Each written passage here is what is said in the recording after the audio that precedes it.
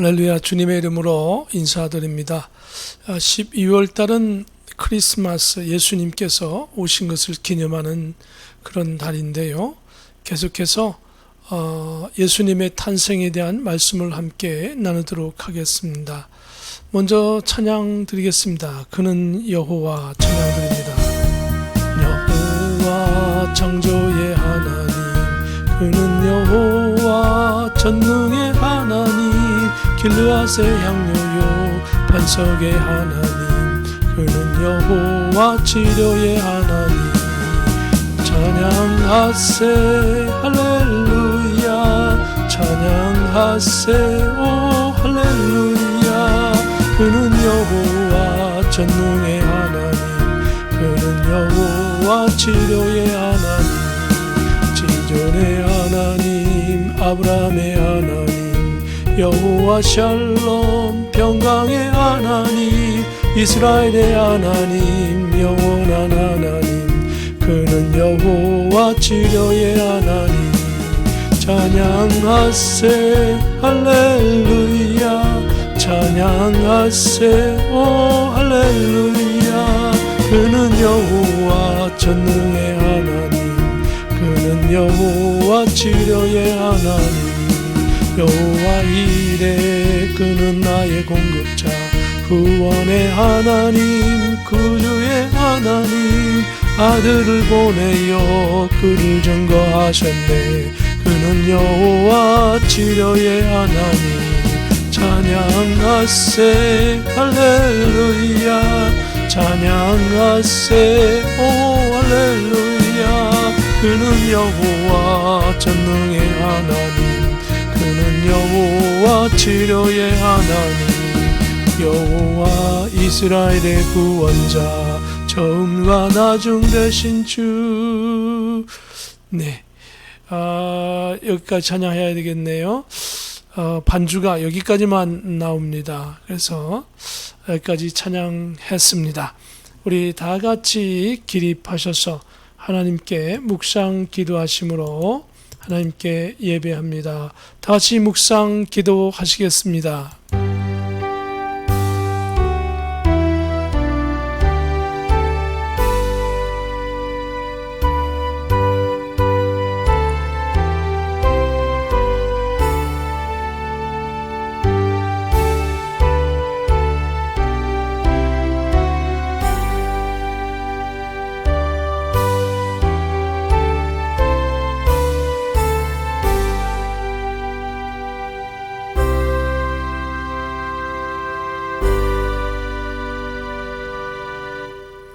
문들아 너희 머리를 들지어다, 영원한 문들아 들릴지어다. 영광의 왕이 들어가시리로다. 영광의 왕이 누구시냐? 강하고 능한 여호와시요 전쟁에 능한 여호와시로다. 문들아 너희 머리를 들지어다, 영원한 문들아 들릴지어다. 영광의 왕이 들어가시리로다. 아멘. 거룩하신 하나님, 이제 크리스마스 예수의 계절을 특별히 이 12월 달은 저희 전 세계의 모든 성도들이 예수님을 기념하며 감사하며 예수님의 탄생을 감사합니다. 이 시간 시작하는 시간부터 마치는 시간까지 성삼위일체 하나님 홀로 영광 받으시며 저희들에게는 기쁨과 감사의 예배가 되게 하시옵소서. 존귀하신 예수 그리스도의 이름으로 기도하옵나이다. 아멘. 전능하사 천지를 만드신 하나님 아버지를 내가 믿사오며 그 외아들 우리 주 예수 그리스도를 믿사오니, 이는 성령으로 잉태하사 동정녀 마리아에게 나시고 본디오 빌라도에게 고난을 받으사 십자가에 못 박혀 죽으시고 장사한 지 사흘 만에 죽은 자 가운데서 다시 살아나시며 하늘에 오르사 전능하신 하나님 우편에 앉아 계시다가 저리로서 산 자와 죽은 자를 심판하러 오시리라. 성령을 믿사오며 거룩한 공예와 성도가 서로 교통하는 것과 죄를 사하여 주시는 것과 몸이 다시 사는 것과 영원히 사는 것을 믿사옵나이다. 아멘. 찬송가 2장입니다. 찬양 성부 성자 성령 찬양 드리겠습니다. 찬양 성부 성자 성령 삼위일체 신께 영세 무궁하기까지 영광을 돌리세 영광을 돌리세.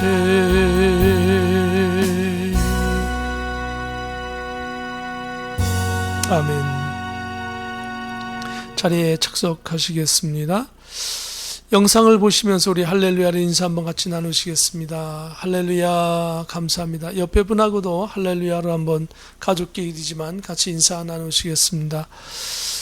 이제 어느덧 이제 전 세계 곳곳에서 백신이 개발되고 치료제가 개발된다고 하면서 이 코로나 정복하기 위한 몸부림이 계속되고 있습니다. 하루빨리 모든 전 지구의 모든 사람들이 코로나19에 안전하게 살아가기를 주님의 이름으로 축복하면서 아직은 그래도 미국과 전 세계에 많은 피해를 주고 있습니다. 현재 전 세계의 코로나 감염 확진자를 제가 유튜브에서 구글에서 확인했습니다. 654만 2389명이 감염되어 있고 미국의 감염자는 1472만 5057명 그리고 버지니아 주에서 현재 감염되어 있는 사람이 꽤 많습니다. 이 숫자가 정확하지 않아서 제가 다음에 말씀드리고요. 우선 미국의 전체 사망자는 28만 4,528명입니다. 모든 분들 건강에 유의하시고 정말 끝까지 여러분과 제가 이 병에 영향받지 않고 승리하여 살아가기를 주님의 이름으로 축복드립니다. 이제 백신이 이제 조만간에 미국에 공급될 것입니다. 여러분과 제가 이 백신에서 해방되고 더욱더 신앙생활로 열심을 가지고 이번 기회에 정말 신앙생활이 소중하다는 걸 알게 되었습니다. 신앙생활 잘 감당해 나가기를 원합니다. 계속해서 여러분 요한계시록의 말씀 기억하셔서 자꾸 리마인드해서 우리 마음속에 재상기해서 깨어있는 신앙생활을 하기를 원하고요. 12월 달 한 달은 아까 서두에 말씀드린 것처럼 예수님의 이 땅의 탄생에 대해서 이 땅에서 우리를 위하여 주어주신 그 모든 역사적인 성경적인 의의에 대해서 구체적으로 오늘부터 살펴보기 원합니다. 계속해서 주님의 이름으로 승리하기를 원하면서 제가 제가 대표로 기도하겠습니다. 오 하나님 은혜를 감사합니다. 하나님의 은혜가 아니면 어찌 저희들이 살 수 있단 말입니까? 오 하나님 저희들을 불쌍히 보아 주시옵소서. 긍휼히 보아 주시옵소서. 저희를 구원하신 그 하나님의 예수님의 그 크신 사랑을 깊이 깨닫게 하여 주시고 코로나19로 인하여 어려움 당하지 않게 하시옵소서. 이 어려움 속에서도 믿음으로 승리하게 하시옵소서. 전혀 저희들의 믿음이 약해지지 않게 하여 주시고 상함받지 않게 하시고 이번 코로나19로 인하여 저희 신앙이 더욱더 강건하게 하여 주시고 하나님 스스로 신앙을 돈독하게 싸우며 강건하게 하는 훈련을 받게 하여 주심을 감사합니다. 전 세계에 많은 크리스찬들이 어려움 속에 있습니다.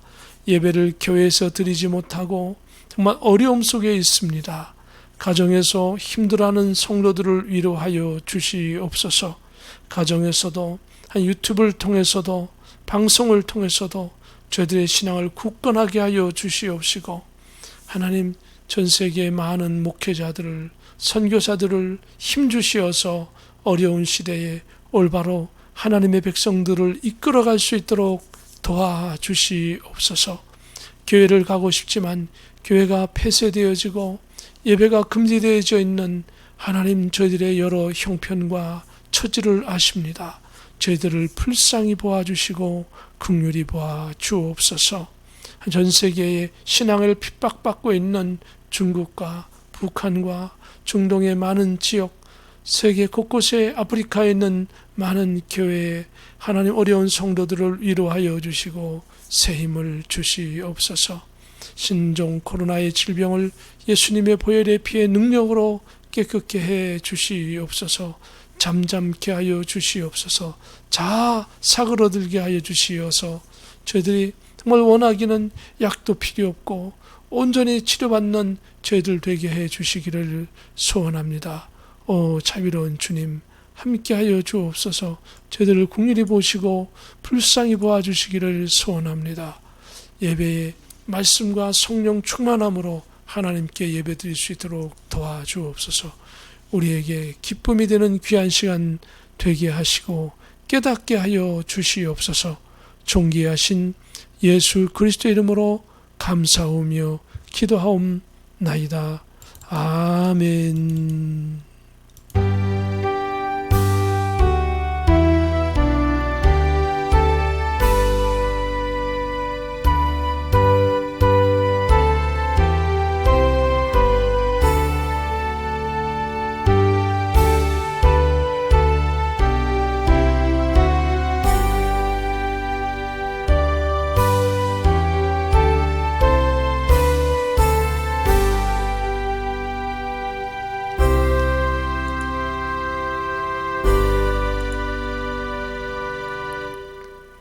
오늘 하나님의 말씀 함께 은혜 나누기를 원합니다.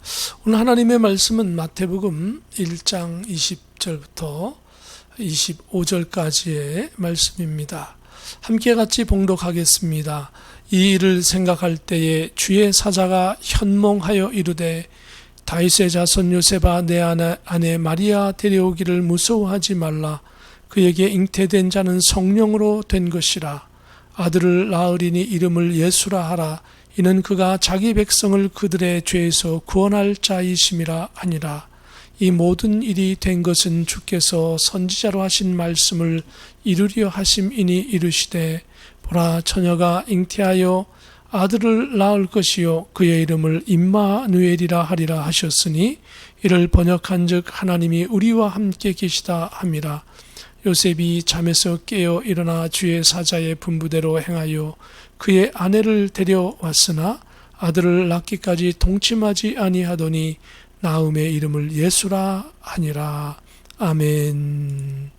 찬송가 95장입니다.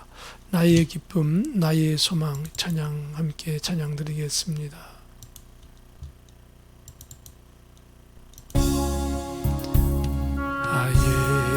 기쁨 나의 소망 되시며 나의 생명이 되신 주 밤낮 불러서 찬송을 드려요 하신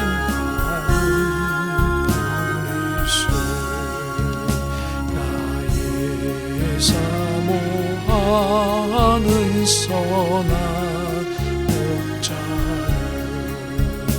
어느 꽃다운 동산에 나의 무리와 늘 함께 가셔서 기쁨을 함께 하실까. 없이 거친 넓은 들에서 갈 길 못 찾아 애쓰며 이리저리로 헤매는 내 모양 저 원수 중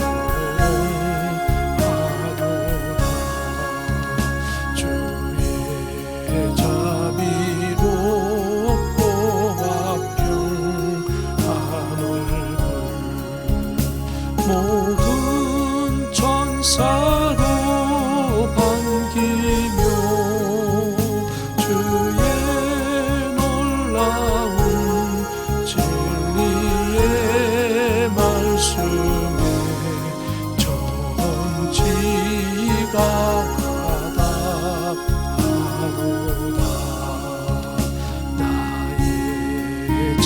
인정 사모하는 예수여, 음성조차도 반갑고 나의 생명과 나의 참 소망은 오직 주 예수 그리스도.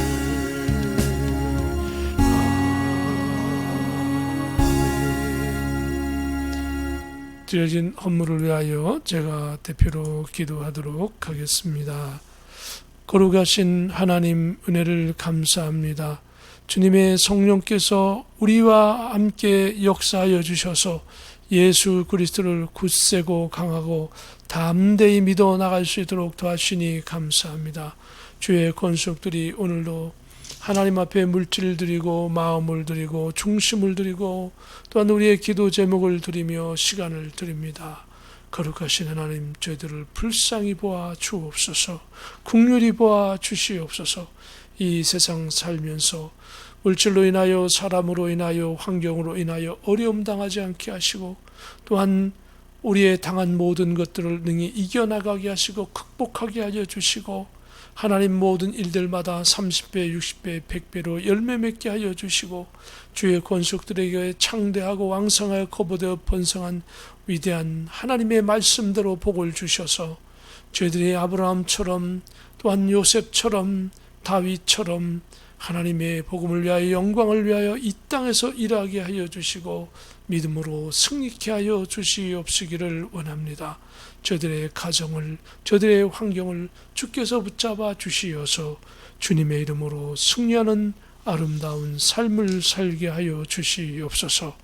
오늘도 존귀하신 예수 그리스도 이름으로 축복하며 기도하옵나이다. 아멘. 오늘 하나님의 말씀은 다윗의 후손 요셉과 마리아의 아들로 오신 예수 그리스도라라고 하는 제목으로 함께 은혜 나누기를 원합니다. 다윗의 후손으로 오신 주님, 요셉과 마리아의 아들 되신 예수 그리스도, 과연 어떤 의미가 있는지 한번 말씀 통해서 살펴보기를 원합니다. 예수님의 탄생이 석가나 마호멧과 완전히 다른 이유가 있습니다. 그것을 한번 생각해 봐야 됩니다.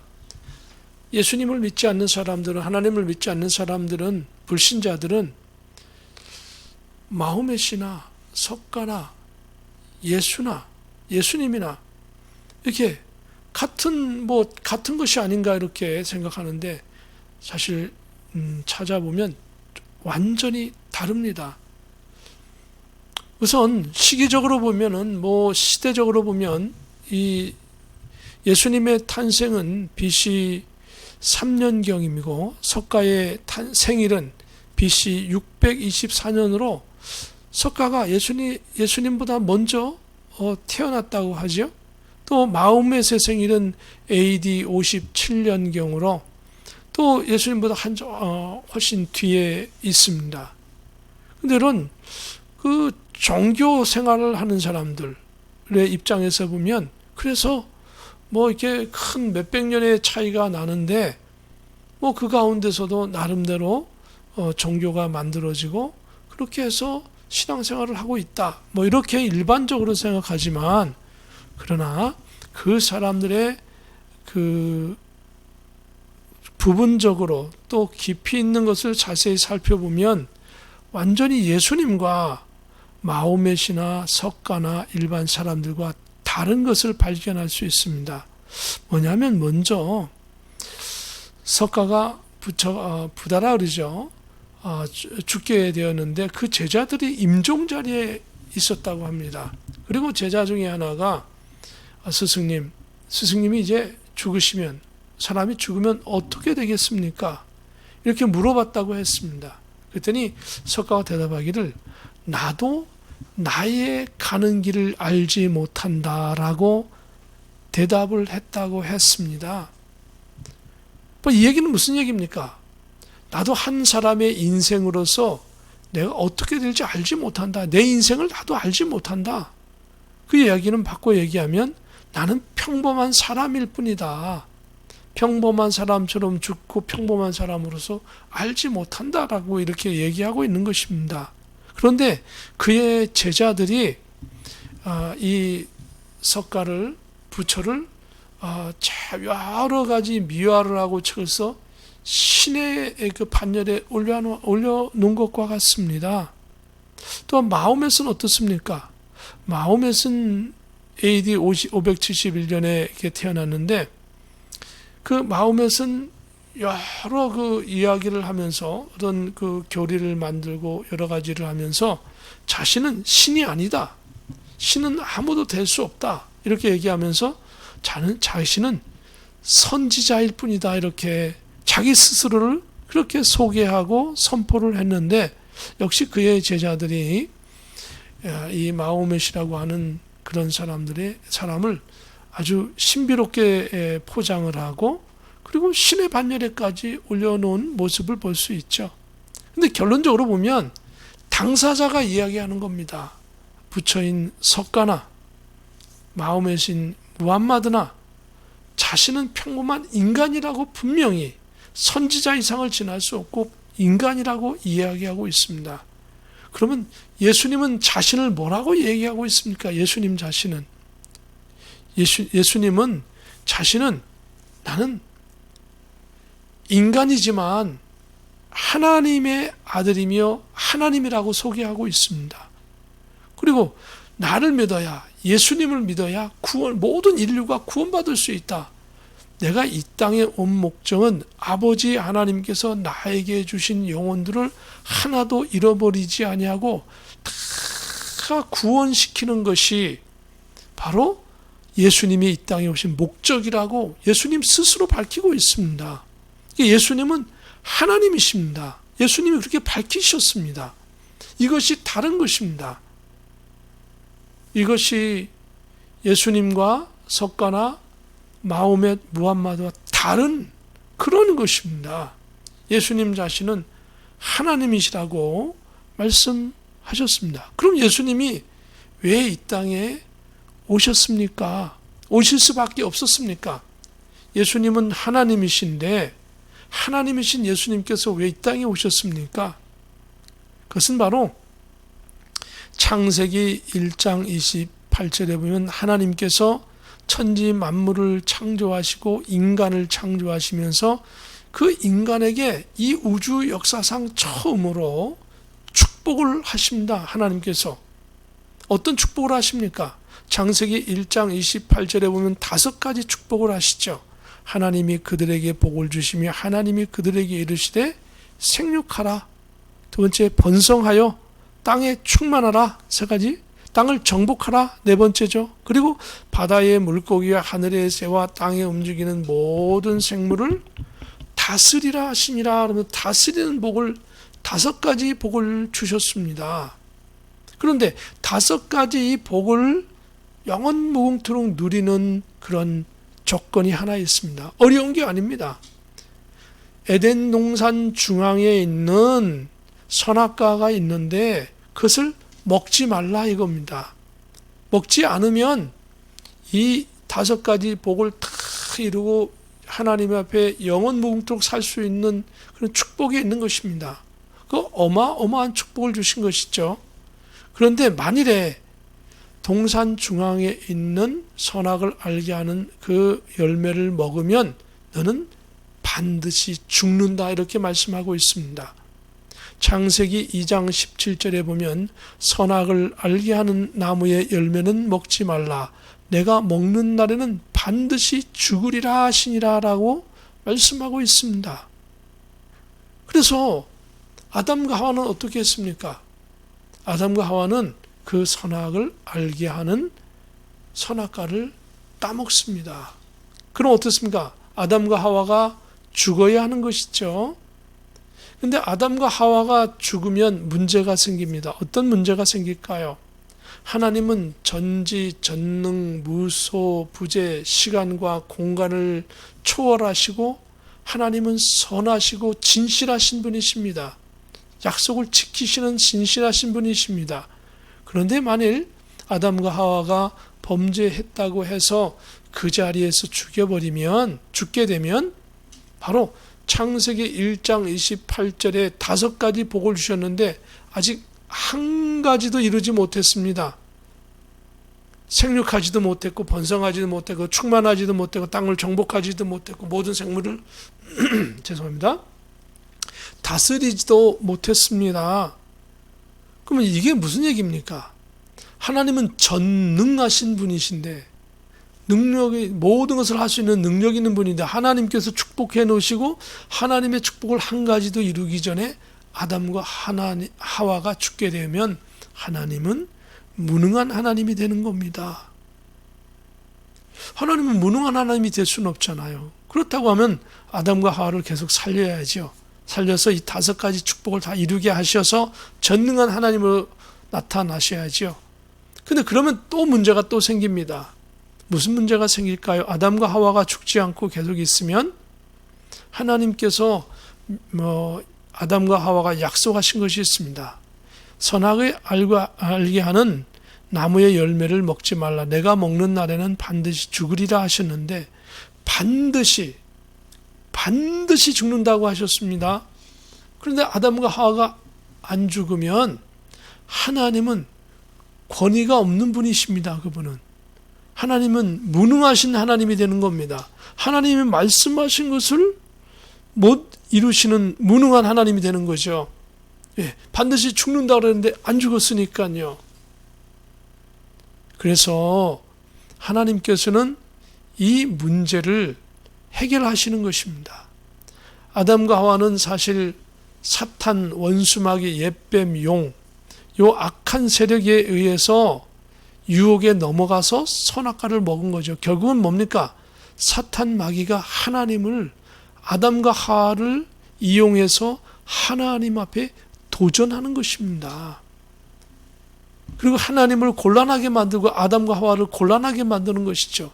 이게 사단의 정체인 것입니다.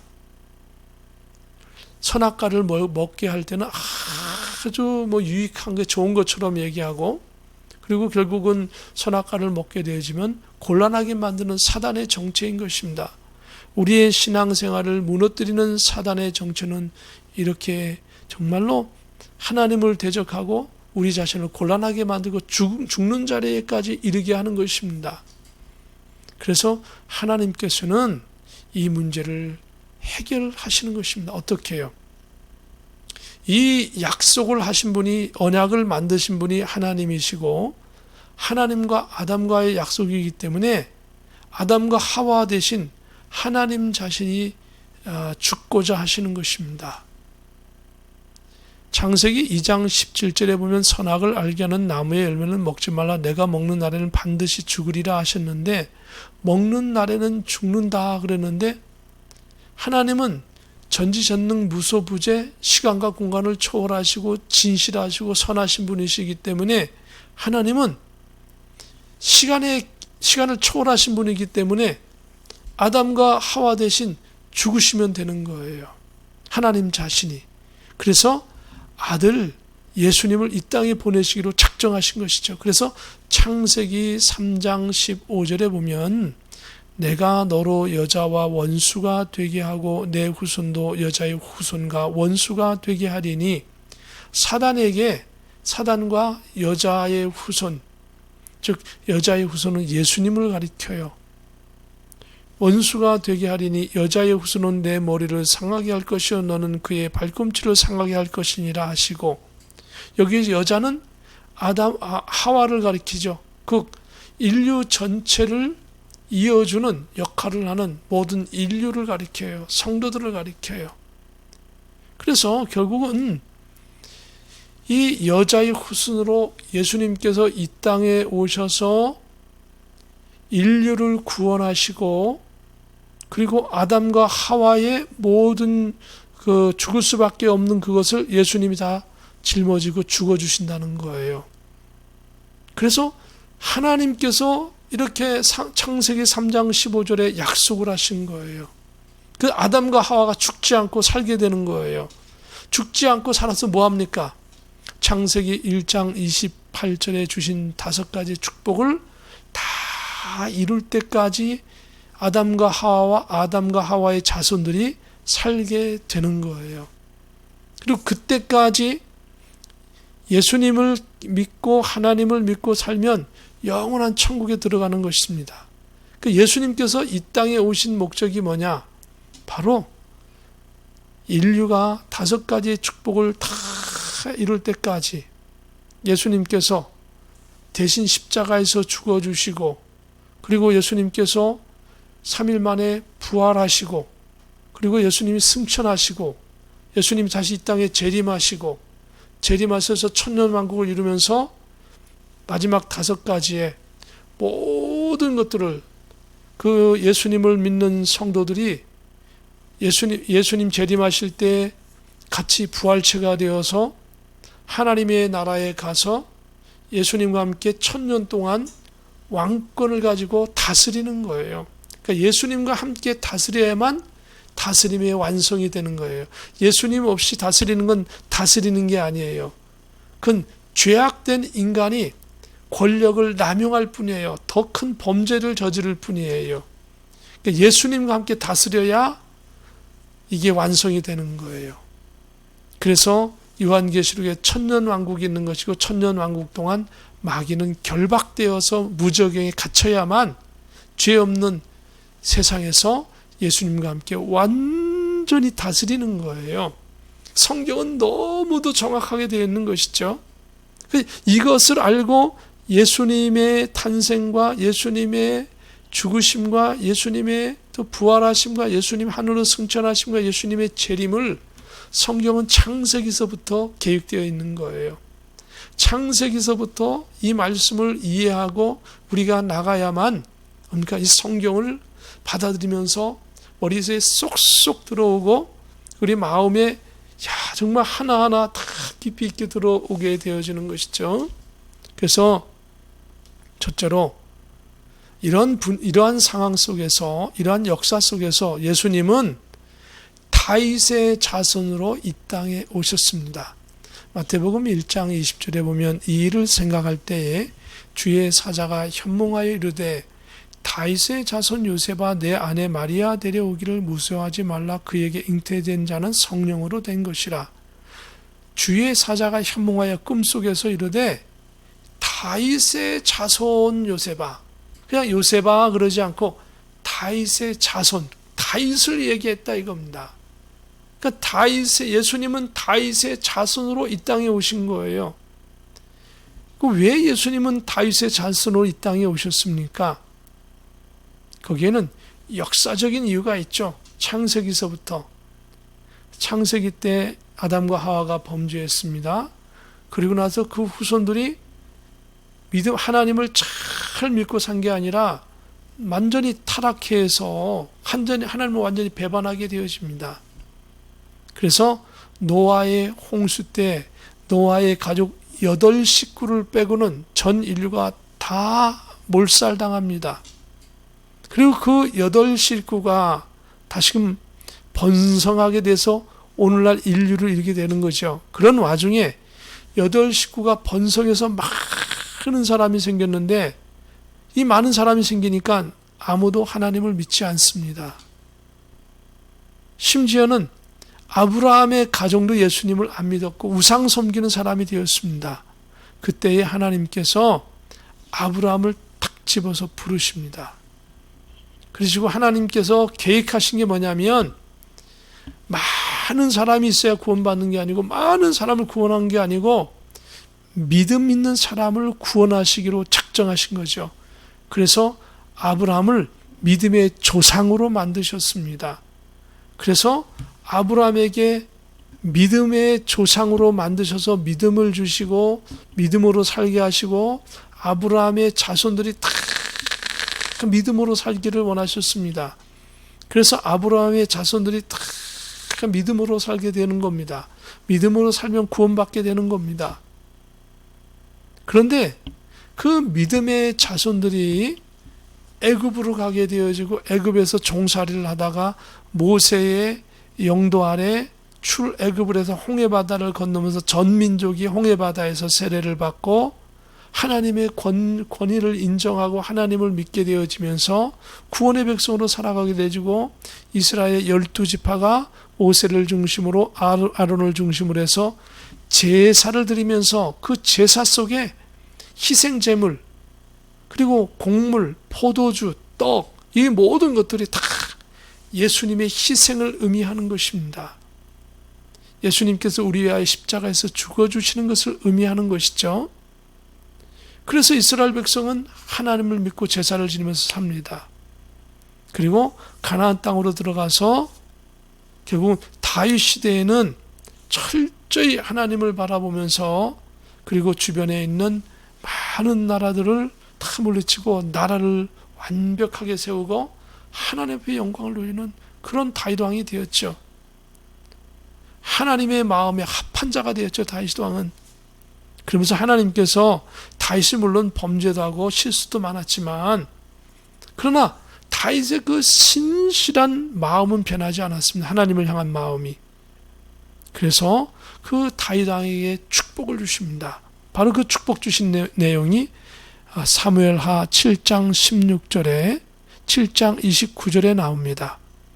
16절에 보면 내 집과 내 나라가 내 앞에서 영원히 보존되고 내 왕위가 영원히 경고하리라 하셨다 하라. 그러니까 내 집과 내 나라가 내 앞에서 영원히 보존되고 내 왕위가 영원히 경고하리라 하셨다 하라.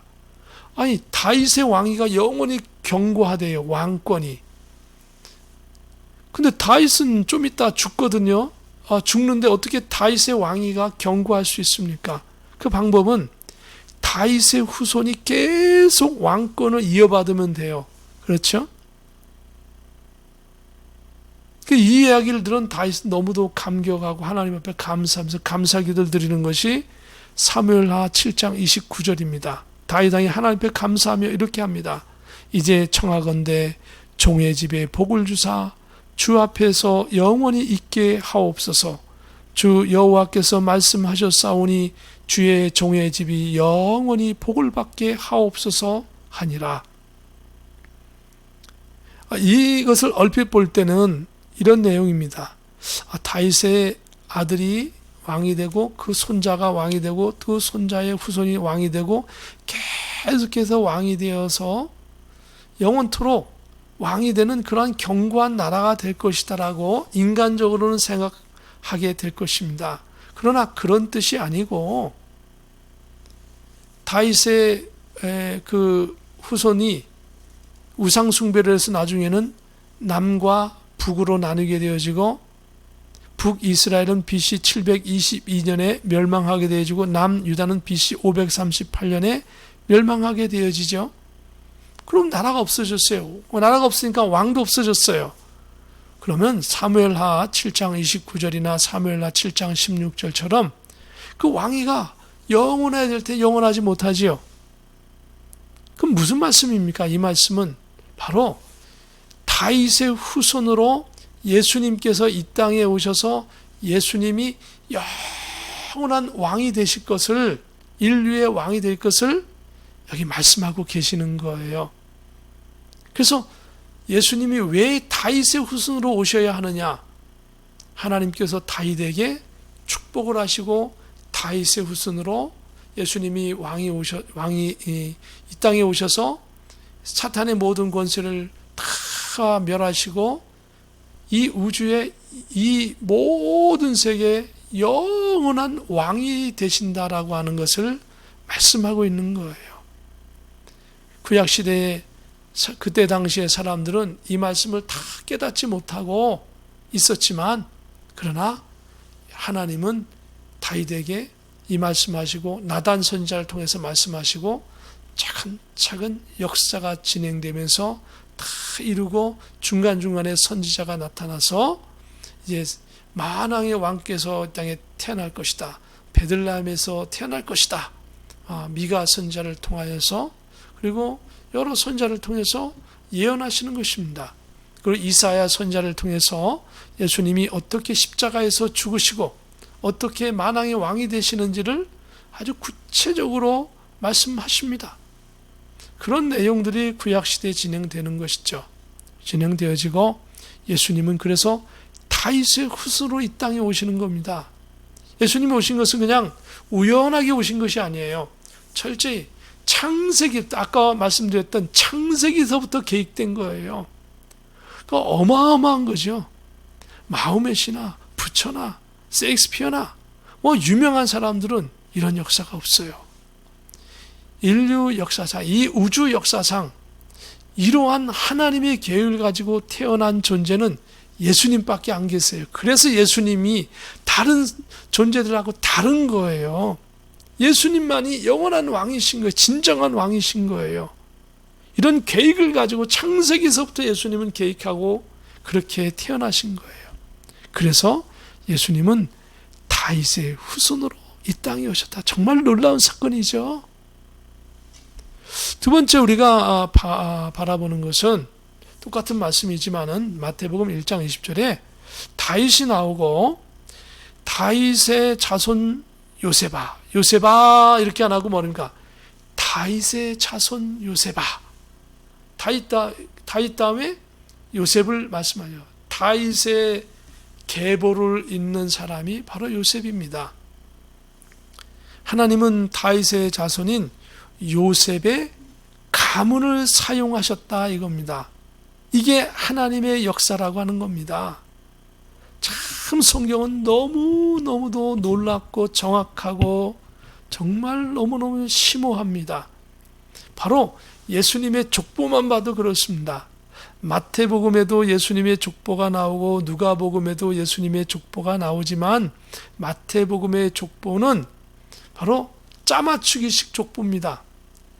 한 14대씩 이렇게 해가지고 14 어떤 이런 식으로 숫자를 맞추기 위해서 중간에 이렇게 몇 사람을 이렇게 빼기도 하고 이러한 식으로 어떤 그 룰을 만들어서 족보를 거기에 껴 맞추다 보니까 어떻습니까? 마태복음은 유대인들에게 어떤 주는 그런 소개하는 그런 족보라고 한다면 누가복음의 족보는 있는 그대로를 다 그대로 정확하게 나타냈죠.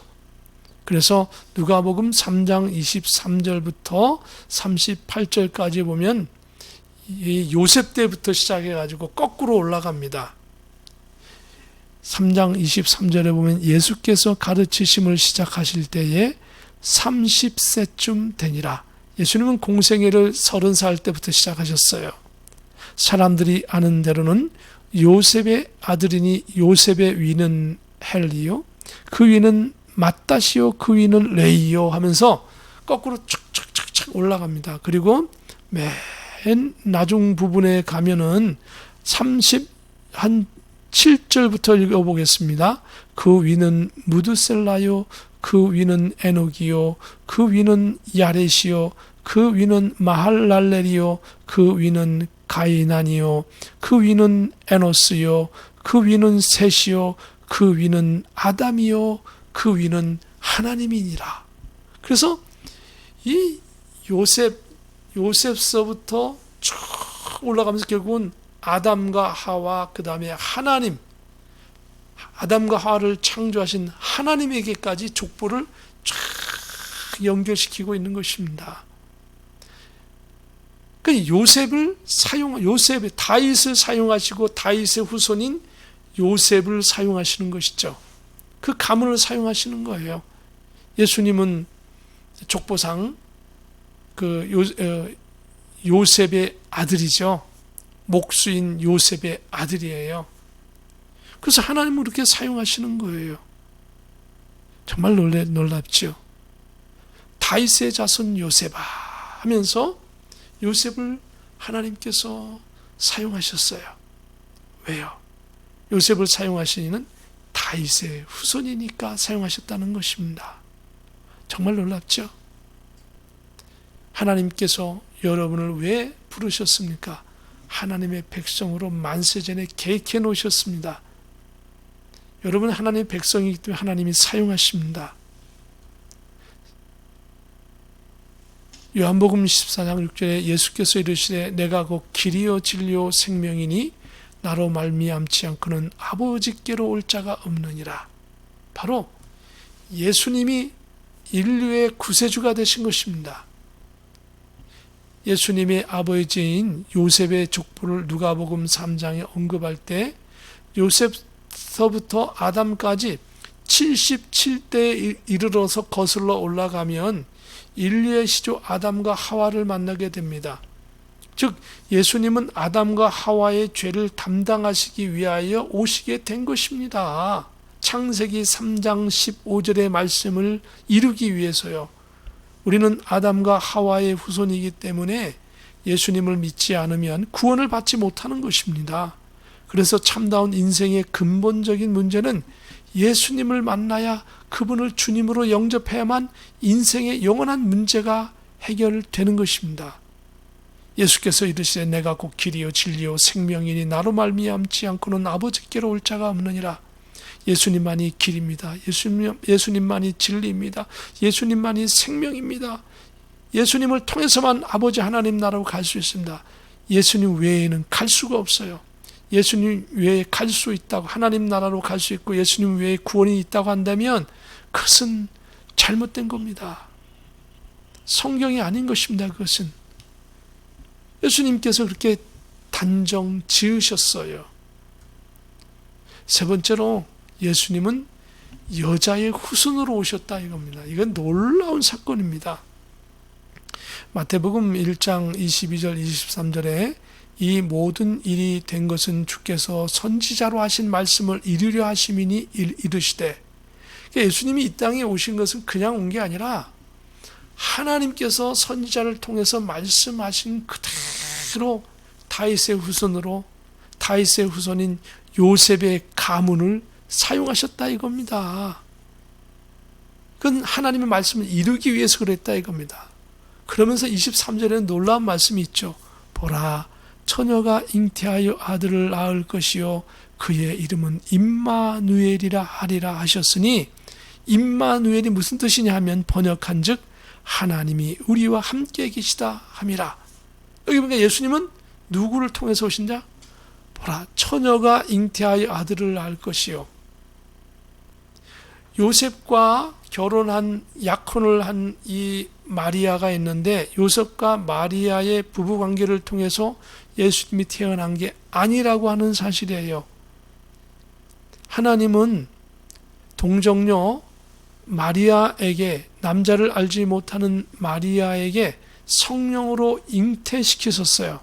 초자연적으로 잉태시키셔서 예수님이 마리아를 통해서 태어나게 하셨어요. 왜 그렇게 하셨을까요? 그게 하나님의 계획이에요. 그냥 우연히 된 게 아니에요. 하나님이 그냥 순간적으로 계획한 게 아니에요.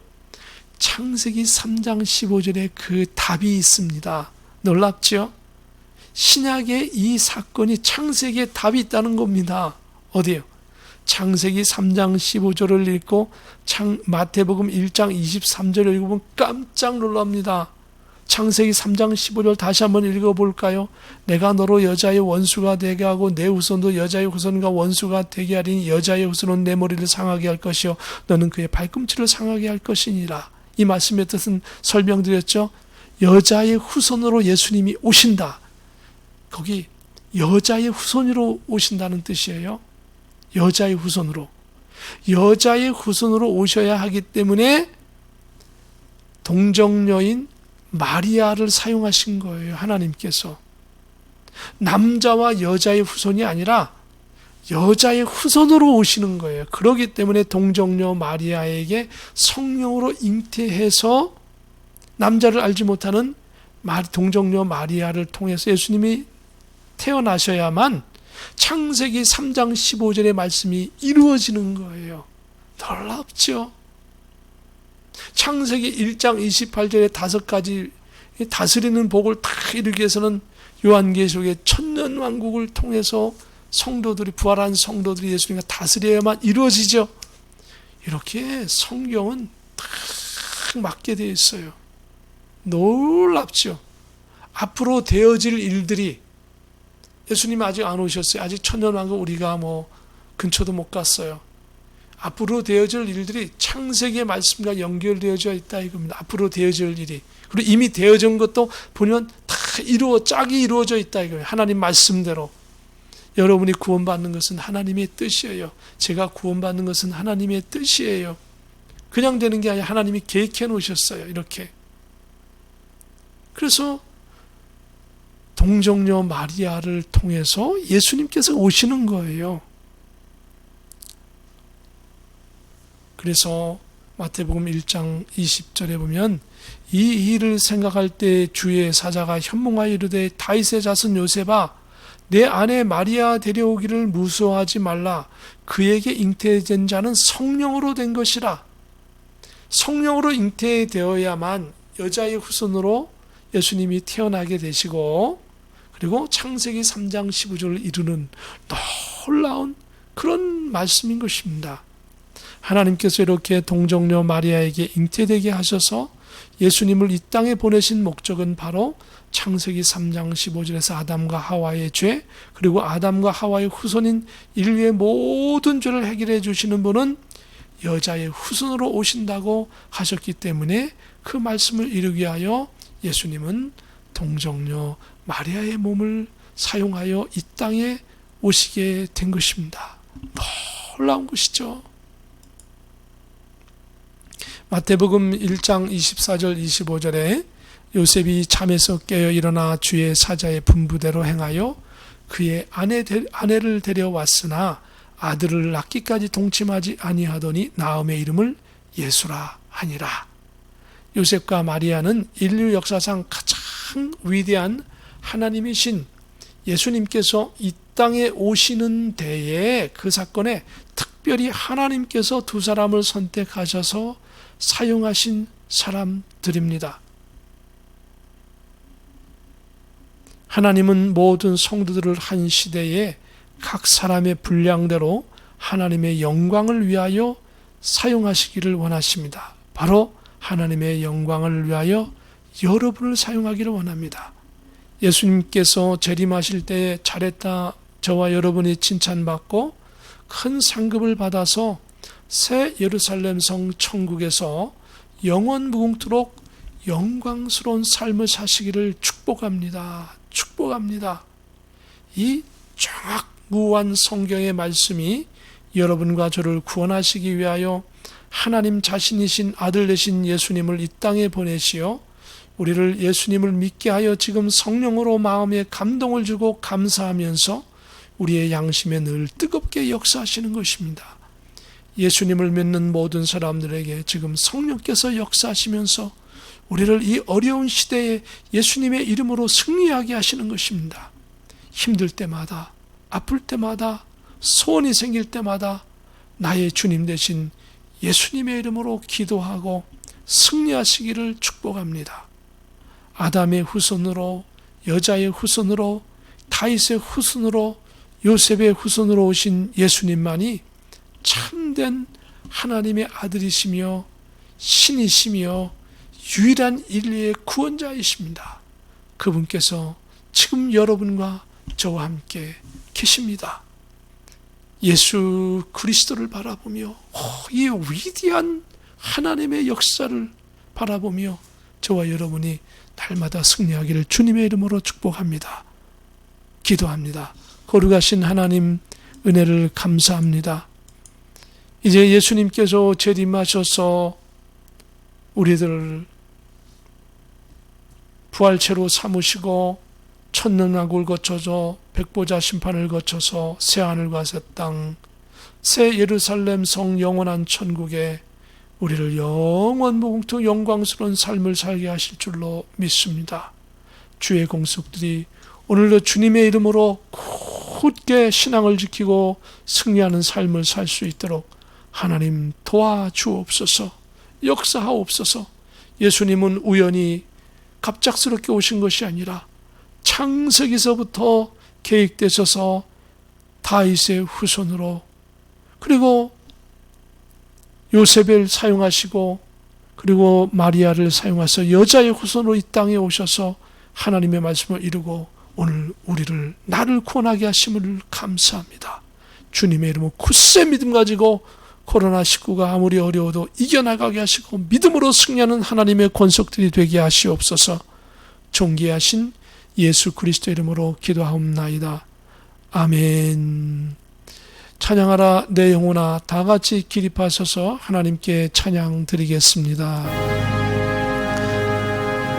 찬양하라 내 영혼아, 찬양하라 내 영혼아, 온 마음과 정성 다하여 주 찬양하라.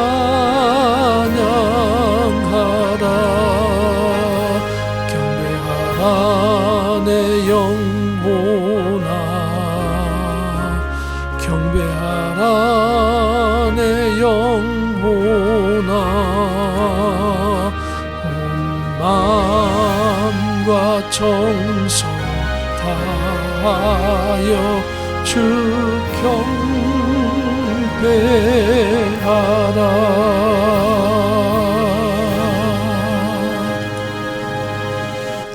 축복 기도하겠습니다. 거룩하신 하나님, 은혜를 감사합니다. 오늘도 주의 권속들에게 예수님이 이 땅에 오신 그것이 우연의 일치가 아니며 하나님, 다른 종교적인 것으로 온 것이 아니고 오직 유일하신 참 하나님, 유일하신 인류의 구세주, 유일하신 나의 주님으로 오신 것을 감사합니다. 지금은 우리 주 예수 그리스도의 크신 은혜와 하나님의 참 평강과 성령님의 감동감화 역사 교통 내주 인도하심이 오늘 하나님께 영광을 위해 예배하는 사랑하는 모든 권속들 위해 준비하고 계획하는 모든 일들 위해, 저들의 자손들 위해, 저들의 모든 일들 위해, 우리 월드 비전 교회 위에 유튜브를 시청하는 모든 심령들 위해 지금부터 영원 무궁토록 함께 계실지어다. 아멘.